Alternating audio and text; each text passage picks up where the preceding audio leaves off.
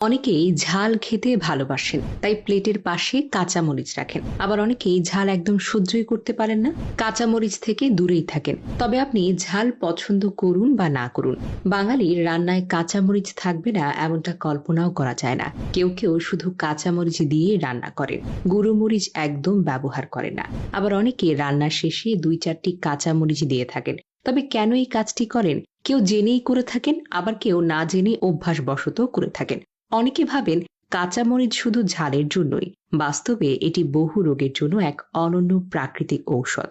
আজকের ভিডিওতে জানাবো কাঁচামরিচ খাওয়ার ফলে শরীরে কি কি উপকার হতে পারে। এই ঝালমরিচের উপকারিতা এতটাই বিস্তৃত যে হয়তো আপনি আগে জানতেন না। তাই যারা প্রত্যেকদিন কাঁচামরিচ খাচ্ছেন তাদের উচিত আরো খুশি হওয়া।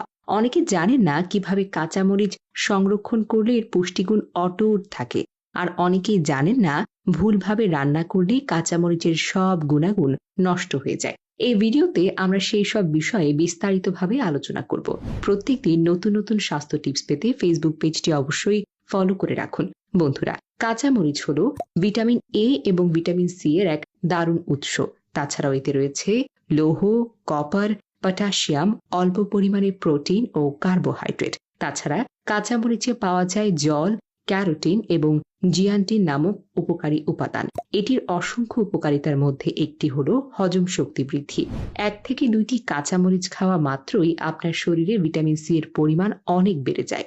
সঙ্গে সঙ্গে মুখে বাড়ে সালাইভা বা লালার উৎপাদন, যা আপনার হজমে সাহায্য করে। ঠান্ডা লাগলে বা ঠান্ডা আবহাওয়া কাঁচামরিচ খাওয়া উপকারী হতে পারে, কারণ যখন আপনি কাঁচামরিচ চিবিয়ে খাচ্ছেন তখন লালার পরিমাণটা বাড়ে, আর এই লালা হজম প্রক্রিয়ায় সহায়তা করে।